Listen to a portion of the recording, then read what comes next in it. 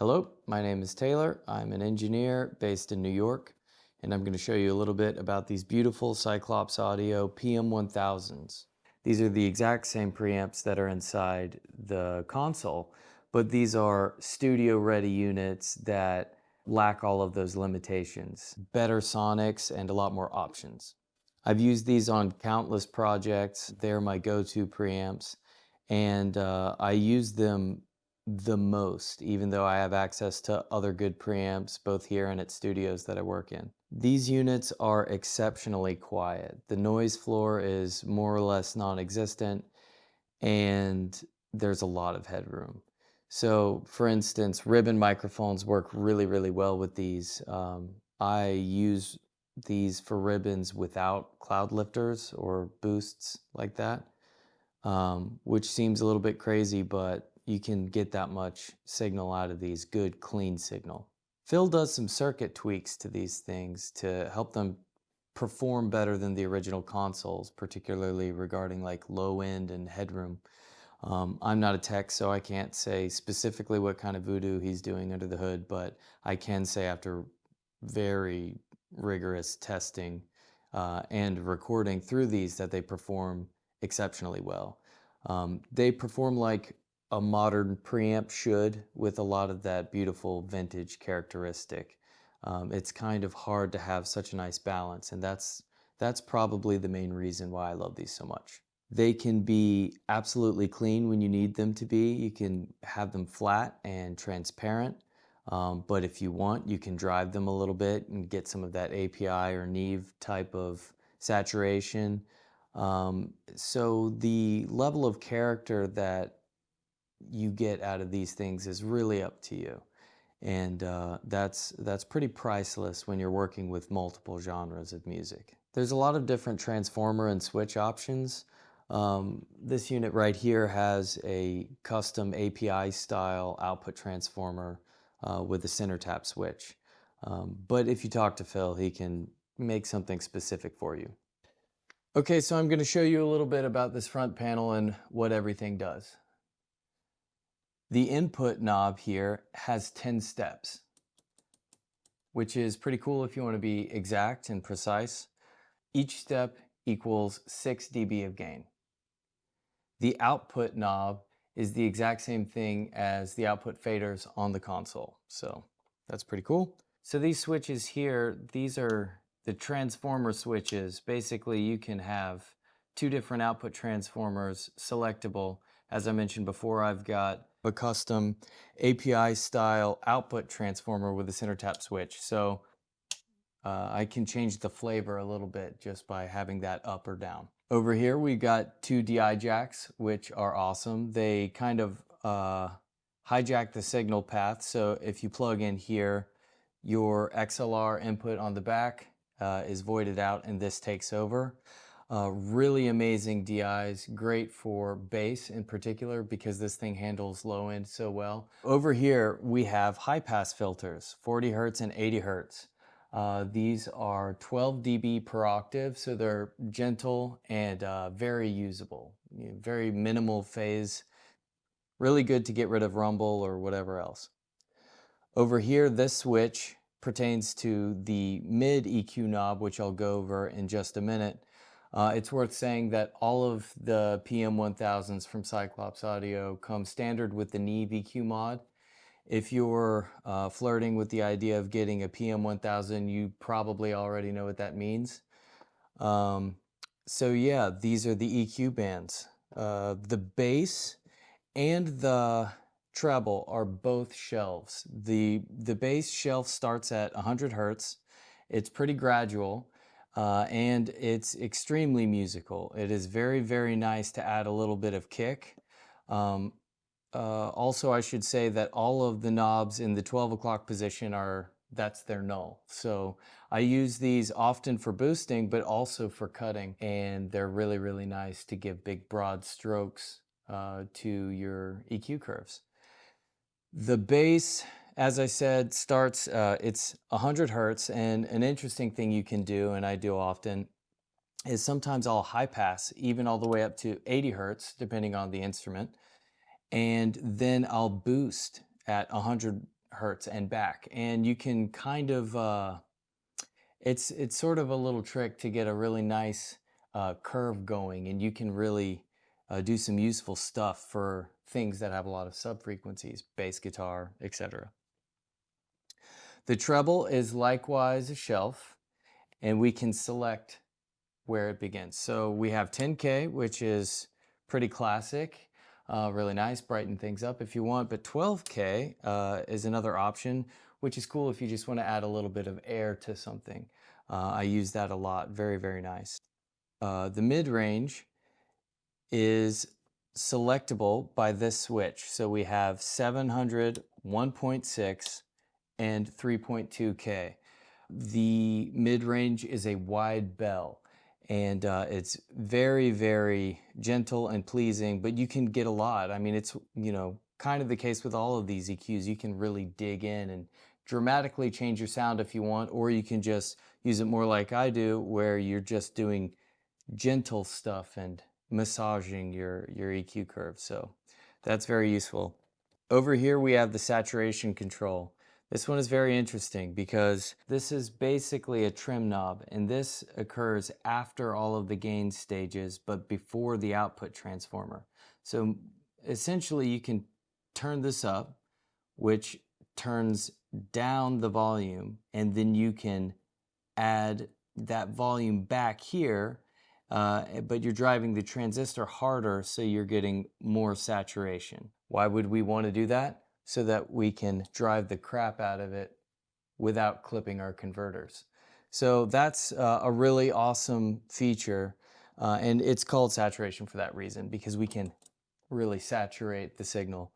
And it's extremely useful. I like to do saturation in parallel. Like I'll use these at line level, I'll run tracks through them and just kind of add a lot of crispiness and crunch and stuff like that, and then blend it in with the original signal.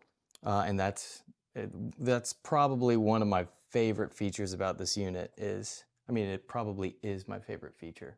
I use this a lot. Like there's some good saturation plugins out there like Decapitator and things like that, and I tend to use this in the real world the same way, and it's just great. This thing sounds so crunchy and nice. Over here we have some obvious ones. We have a phase reverse, which you need sometimes, and phantom power, so you can power condenser mics, whatever. So yeah, that is the front of this thing. Let me show you how it sounds. All right, so I'm gonna run some music through this and show you how the EQs sound. This song is by Eli Lev. It's called Echo, and it's off of his Past Lives EP, which I produced, mixed, and recorded, largely using the PM1000s. Okay, here we go. I can hear it.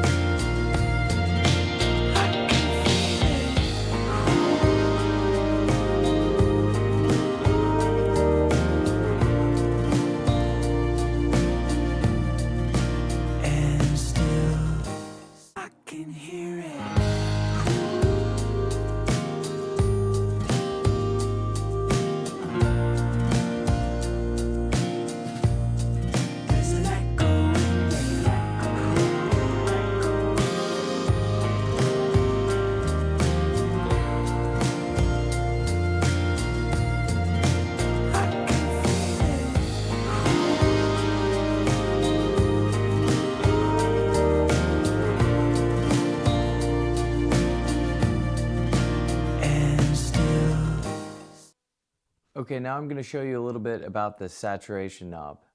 I'm going to play just the drums from this song and show you what it's like to add a little bit of heat to them.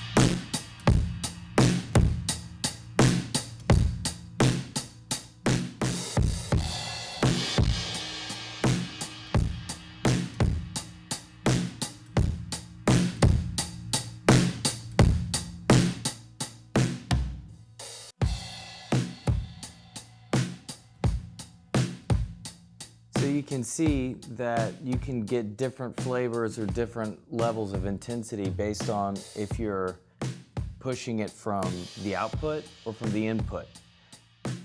So it gives you a lot of flexibility. You could make some really nasty stuff or just do some gentle saturation.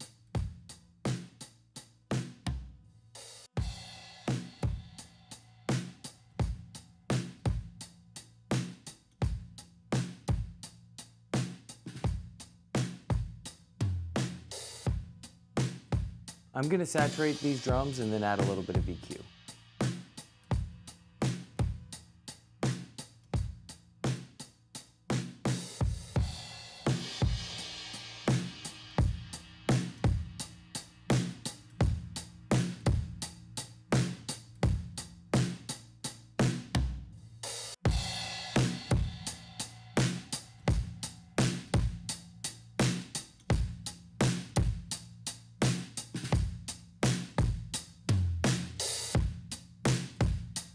That.